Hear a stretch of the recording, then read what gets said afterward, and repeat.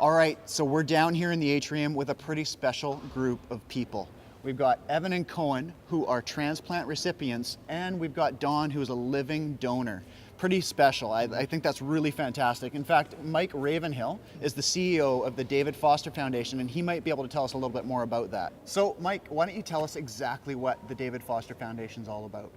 The David Foster Foundation has two purposes. One is to provide financial assistance to families of children that require major organ transplants, and we pay for all the non-medical expenses: food, clothing, transportation, accommodation, mortgages, and so forth. The second is to create an awareness and an education of the need to become a registered organ donor. Right, yeah. So I imagine organ donors are probably your biggest challenge, the hardest thing to find. Yes, they are hard to find, but even more importantly is trying to find people to become registered organ donors. Mm-hmm. In Canada, over 4,500 people are on the registered, are waiting for organ donors. And in British Columbia alone, it's over 650 people are waiting today to receive a major organ transplant.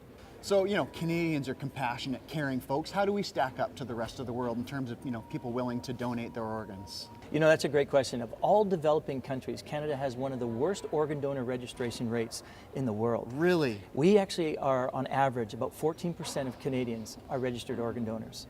Okay. So when you actually look at that as a percentage, it's a very poor percentage. We need to change that. So that's, you know, I find that really surprising, honestly, just, you know, Canada, everything else you know and think about Canada. So what are we going to do? How do we change that? Well, one of the ways is by the David Foster Foundation partnering with national partners, regional partners, and local partners. Right. And in this case, in the month of April, being Organ Donor Awareness Month, the David Foster Foundation is going to be partnering with Country Grocer. So yeah, actually I noticed that Country Grocer is going to be donating a portion of their sales all through the month of April, and there's also a raffle that's happening. Yeah. Why don't you tell us a little bit about that?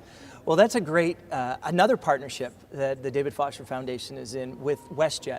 So WestJet has provided 2 tickets anywhere where WestJet flies for $5 a ticket, and all the proceeds will go to awareness and education of the need to become a registered organ donor, which is our campaign that we're doing with Country Grocer in the month of April. That sounds amazing. I would like to go anywhere in the world, well, anywhere WestJet would fly. So would I. Yeah. So it sounds like you guys are doing some fantastic work. It's a huge, immense project. How many families have you helped over the years? It's what, 30 years now?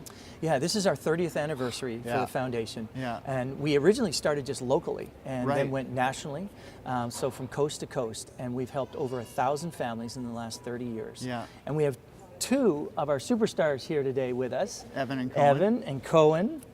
Evan is a double heart transplant recipient. Right. She had her first heart transplant when she was just after she was born. Yeah. And her second one when she was 8 years old. Which heart do you like better? I like the one that I got when I was 8 years old. Okay, yeah, that makes sense. Now, I noticed that you've got a Fitbit on your wrist there. What's that for? To help me get exercise so I can keep my heart healthy. Exercise is important for everybody's heart, right? You're right. Awesome. And then we have Cohen, who received his kidney when he was 3 years old from Don Davidson, a family friend, and we'll talk about that in a little bit, but amazing story as well. So, Cohen, I have a question for you. What's your favorite thing to do at school? Gym.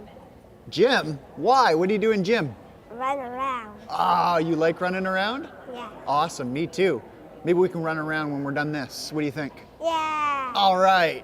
I understand you're a police officer, Don, is that right? I am. Yeah, and so not only did you keep the community safe, but you did something really special for Cohen. You were a living organ donor. What made you decide to do that? What prompted you to you know, sign up to be an organ donor? Well, my wife and Cohen's mom have been friends for a long, long time. Oh, okay. And when I heard Cohen was sick, I didn't realize that you could be a living donor for an organ. I thought it was only from deceased people, near deceased people. Yeah. So we were at a family barbecue, and I know Cohen was sick. Yeah. And it was Cohen's aunt, Stephanie, came over from Australia, and I met her for the first time, and she was telling me that she was here for the organ donor. Right. And that's the first time, I'm embarrassed to say, that I knew that a living person could donate an organ. Right. So once Stephanie told me about what she was doing, I thought that was really cool, neat. And then it wasn't too long after that that I heard that Stephanie wasn't able to be a donor Okay. for whatever reason. Yeah. And that's when I thought, geez, it's a no-brainer. I Yeah. could do that. I stepped up and So then you went I through went through the some process. testing I went through the and- process. Yeah. Blood work, some blood work. There's about 3 stages of blood work that I have to go through with the local hospital here. Yeah. Just to see if I'm compatible to be a donor, Yeah. and then compatible with Cohen. And they determined that you are, and Cohen's now got one of your kidneys. He does. Yeah, that is just, that's just uncomprehendable to me. I think that's really amazing. It's great to see Cohen the way he is now, and felt good to do it. Yeah. It really felt good to do that. It's amazing to be part of it. Honestly, I can't imagine. I really can't. It's incredible. Well, and it's people like Dawn who inspire us each and every day at our foundation. You know, it started 30 years ago by David's mother calling David and David making a decision to do something to change somebody's life. Today, you hear a story of Dawn who affected Cohen, who saved Cohen's life. There was a person, 2 people, who actually gave their hearts to Evan Yeah. to keep Evan alive, to save her life. We can't forget those that gave their lives in order to help people like Cohen and Evan, course, yeah. like Dawn, that we call our heroes. 2 very important sides to the story. Absolutely. Yeah. And it's really the why we do what we do. But the journey's not over. People like Cohen and Evan have to constantly take anti-rejection drugs for the rest of their life. Yeah. And it's why it's so important to exercise, to eat right. So that's actually why I'm here. I spoke with Rhonda, who's the dietitian at BC Children's Hospital. She told me all about the nutritional needs of kids who have had transplants, and I've actually got a recipe right here. Are you guys hungry? Yeah? Should we have a snack? Yeah. All right, let's do it. Yeah.